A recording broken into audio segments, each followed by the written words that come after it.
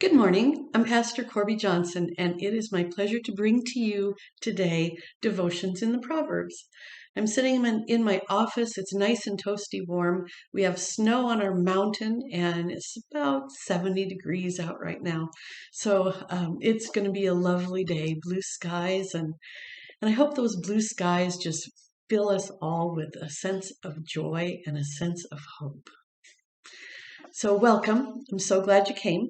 Do know that I use several different versions of the Bible.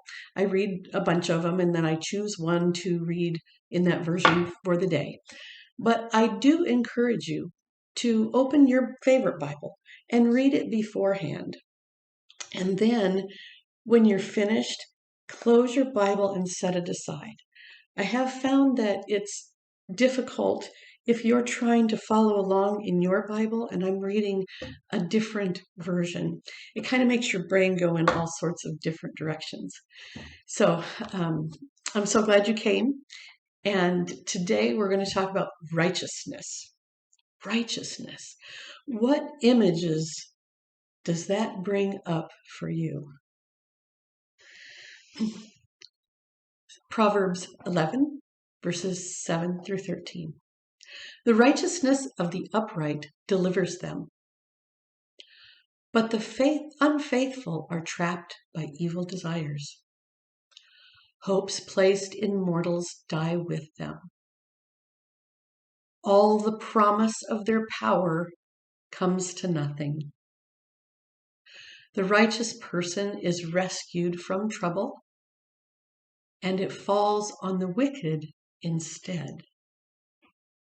With their mouths, the godless destroy their neighbors. But through knowledge and righteousness, they escape. When the righteous prosper, the city rejoices. When the wicked perish, there are shouts of joy. Through the blessing of the upright, a city is exalted. But the mouth of the wicked is destroyed. Whoever mocks, ridicules, or laughs at their neighbor has no sense. But the one who has understanding holds their tongue. A gossip betrays a confidence, but a trustworthy person keeps a secret. It's a good one, isn't it? There are so many different things we could pick from this one little portion of the Proverbs and really run with it. Today, I'm going to run with gossip. You know when someone starts to tell you a story and you're listening and all of a sudden it turns into gossip and you get that kind of icky feeling in your chest. And a lot of times we don't know how to stop it. So we get so uncomfortable, we kind of get into ourselves and just listen. And, at the end of the diatribe of gossip, sometimes we are strong enough to stop them and say, oh, I know that person and that doesn't sound like him, or that doesn't sound like her. That may have been just a bad day for both of you. I'd encourage you to, keep open-minded about that person because that person has wonderful things and has a heart for the Lord.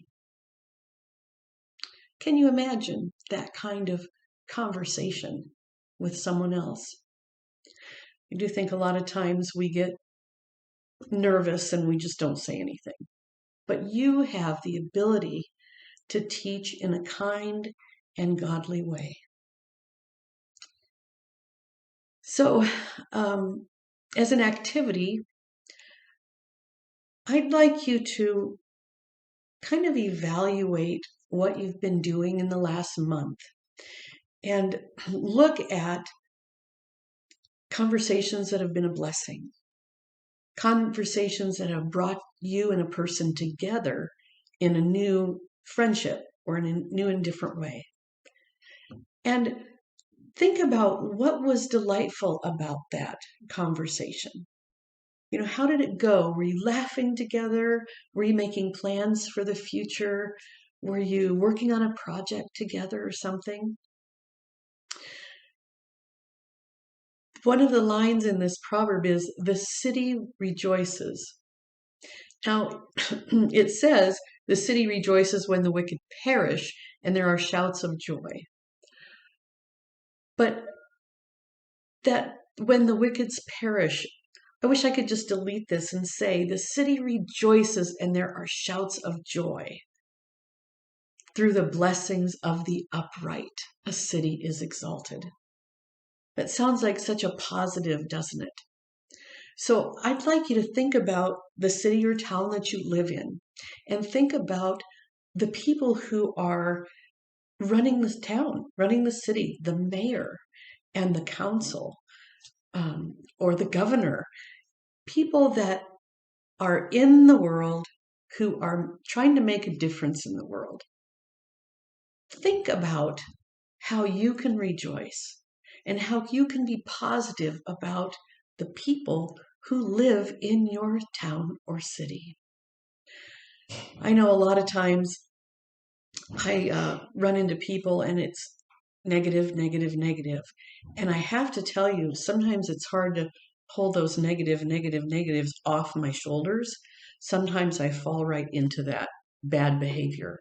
But I don't want to do that. And I know you don't want to do that too. So maybe you could have a buddy as an activity to say, you know what, if I ever fall into that kind of conversation with you, would you please stop me? You could just like tap, or you could just clap your hands, or wink at me or something. We all need help, don't we, to stay on the straight and narrow and to be positive in the world. As an action, I'd like you to laugh right out loud. Just laugh.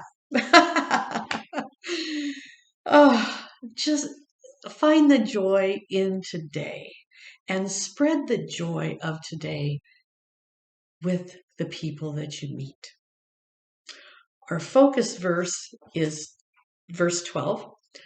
Whoever mocks, ridicules, or laughs, their neighbor has no sense. But the one who has understanding holds their tongue. Laughter can be joyous, not something cruel. So, my friends, today, rejoice in where you are with shouts of joy and laugh. See you tomorrow.